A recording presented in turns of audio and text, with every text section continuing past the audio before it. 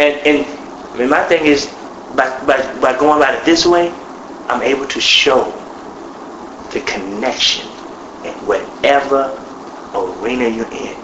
I can show the connection from biology, from chemistry, from physics.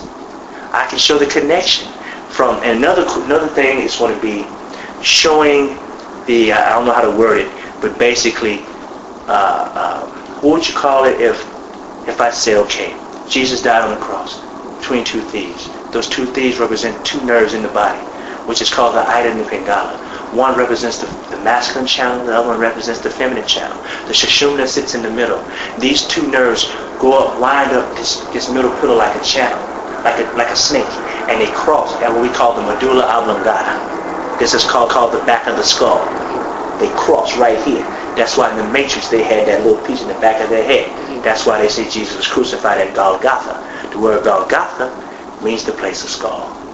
He was crucified at Calvary. The word Calvary comes from Calvaris, which is the skull, the head. What would you call that? Being able to take the scriptures and show you is talking about a process in the body. Well, and that, yeah. I mean, one of my main problems with Christianity, I had a couple of problems. I have more than a few problems with Christianity, but one of the things is, well, there's a lot of problems. It wasn't made practical for me. When I asked why, no one gave me decent explanations. And Islam too is like, well, you're supposed to do this. And I say, why? And they say, because the Quran says so. And I'm like, well, okay. What I'm here to do basically is this. With Femi's class, he makes things practical. Mm-hmm. With my class, I tell you why. Right. See, it's one thing to go to the Orisha. It's another thing to know when to go. Right. It's another thing to know why you go. Okay? And when. So even his class, in the curriculum that I helped write for him, my stuff is in his stuff. Of course. But, he has other stuff, but mine is going more in depth into the scientific aspect.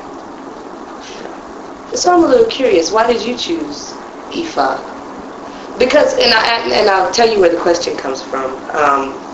We were talking on the phone and you mentioned, like, you can't really get into the whole religious side of it. Why did I choose Ifa? Yeah. I chose Ifa for the spiritual aspect, the practicality of working with energy. Mm-hmm. See, because most priests are not religious. Mm-hmm. Only in America that you have religious priests, mm-hmm. because they don't know.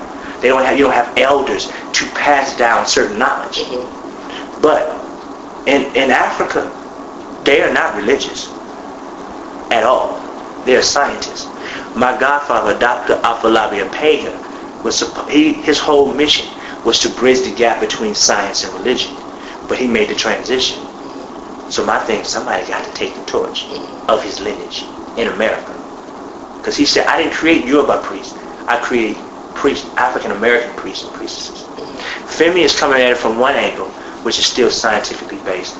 I'm coming from the mathematics, geometrical, astronomical, astrological, that perspective. He implements numerology in his things, astrology, but I am going in and implementing it and showing people how to calculate it, how to do certain things. Not just reading about it, not just knowing when to, but how do you come up with that? Why is it that Jesus is known as the Son of God? Why was Jesus born in Bethlehem? Why was Jesus born of a virgin? Why is her name Mary? Why is his name Jesus? What does the word Jesus mean? Where does the word Jesus come from? Why do you have US at the end of all these different names? Why? Because his name, he's taken from the god Zeus. It's taken from the god Zeus. So when you're saying Jesus, you're combining the god Jupiter and the god Zeus together, and you get Jesus. And that's why the characteristics of Jesus is the same characteristics of Zeus and Jupiter. So that's the kind of thing I'm doing. I'm actually basically, not to say I'm all that, but I'm trying to bring the academic to the religion. And I have to say it like that because if you don't understand the science of the spirituality, you make it a religion.